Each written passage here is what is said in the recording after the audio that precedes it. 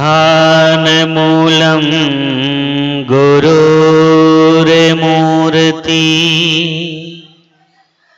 पूजा मूलम गुरुर्पदम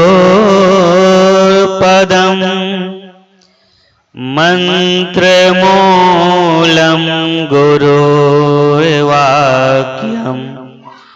मोक्ष मूलम गुरु कृपा।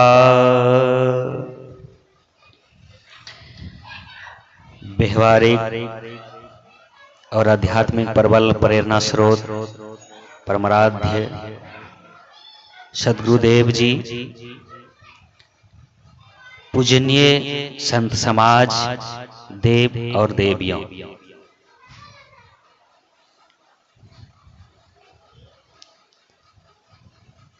कबीर साहब ने साखी में कहा है कि मानुष जन्म दुर्लभ है, मिली न दूजी बार, पाका फल जो गिर पड़ा, बहुरी न लागे डार। कबीर साहब ये धरती तरातल के हर मनुष्य को इशारा करते हैं कि ये संसार के सभी प्राणियों में सबसे श्रेष्ठ मानव का शरीर है और मानव के शरीर में ही मुक्ति, गति, निर्वाण, मोक्ष, सुख, शांति, परमानंद पाया जा सकता है। इसके लिए ये अवसर जो है बहुमूल्य है, इसको मानव शरीर पाकर नहीं गंवाना चाहिए।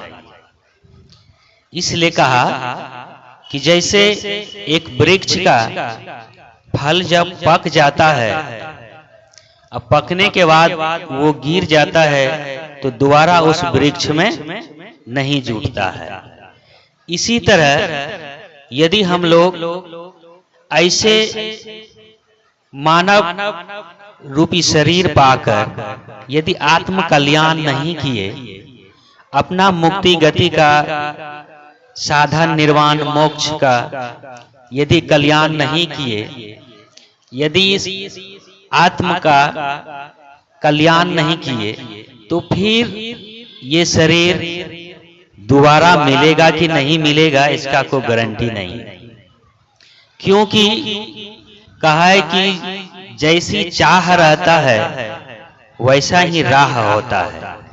यदि हम लोग ये मानव शरीर पाकर अन्य प्राणियों की तरह जीवन व्यतीत कर दिए, भोग विलास में, संतति पैदा करने में, धन संपत्ति जोड़ने में, ऐसे ही सांसारिक प्राणी पदार्थों के मोह ममता में, ईर्ष्या में, वासना में, इच्छाओं में यदि अपने आप को लिप्त कर दिए, तो फिर इतना सुनहरा अवसर जो कि आत्म कल्याण कर सकते हैं, मुक्ति, कल्याण, मोक्ष, निर्वाण पा सकते हैं, वो हाथ से छूट जाएगा और जन्म मरण रूपी महादुख जो है हमारे पीछे लगा रहेगा।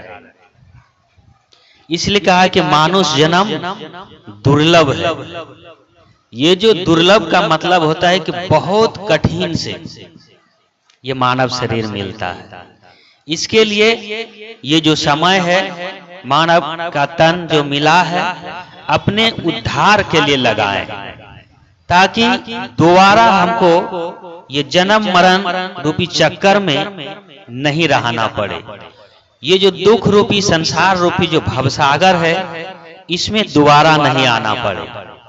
इसलिए ये जो संभव है तो ये मानव रूपी शरीर में ही संभव है। बाकी जितने भी शरीर है वो ध्यान, साधना, भक्ति, भजन वो नहीं कर सकता है। वो 1 घंटा बैठकर ध्यान भजन नहीं कर सकता है, वो प्रार्थना नहीं कर सकता है, वो साधना नहीं कर सकता है, वो भोग जोनी है। और ये मानव शरीर जो है, इसमें हम लोग ज्ञान, ध्यान, साधना करके परमानंद रूपी फल को प्राप्त कर सकते हैं। जन्म मरण रूपी जो कष्ट है, दुख है, इसको हम भगा सकते हैं, इससे छुटकारा पा सकते हैं। इतना दुर्लभ ये हम लोगों को शरीर मिला है। यदि ये शरीर पाकर भी हम लोग पशुवत की तरह जीवन जी के चले गए, पशु जो है, पक्षी जो है वो भी खाता है, मनुष्य भी खाता है, पशु पक्षी भी सोते हैं, हम लोग भी मनुष्य भी सोता है, पशु पक्षी भी लड़ते झगड़ते हैं, हम लोग भी लड़ते झगड़ते हैं, वो भी बच्चे संतति पैदा करते हैं, इंसान भी करता है। यदि वही चार काम हम लोग भी ये सुंदर तन पाकर, दुर्लभ तन पाकर, बड़े भागी बनकर भी करें, तो फिर ये हम लोगों को बड़भागी होने से कोई फायदा नहीं है। ये जो साधन मुक्ति मोक्ष का जो ये शरीर मिला है जिसमें हम कर सकते हैं, वो बेकार ही चला जाएगा और ये 84 में हम लोग अटके रह जाएंगे। और ये जो महादुख है जन्म मरण रूपी, जन्म लेना और मरना सबसे बड़ा दुख है, इससे छुटकारा नहीं पा पाएंगे। इसके लिए ये मानव शरीर जो मिला है, ये दुर्लभ समय और ये बहुत बड़भागी है हम लोग। इसलिए गोस्वामी जी ने रामचरितमानस में कहा है, बड़े भाग मानुष तन पावा,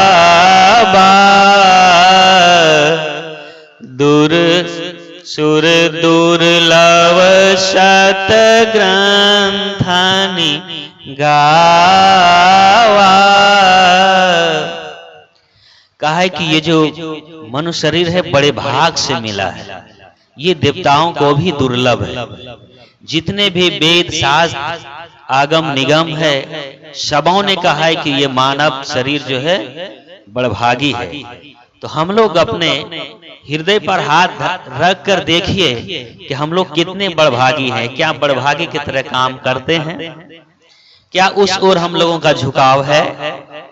क्या हम लोग अपना उद्देश्य जो है, हम लोगों का जो मुख्य कर्तव्य है मानव शरीर पाने का, वो लोग हम करते हैं?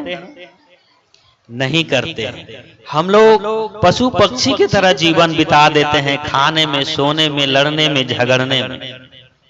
इसलिए कहा है रामायण में, नर तन पाय विषय मन देहि,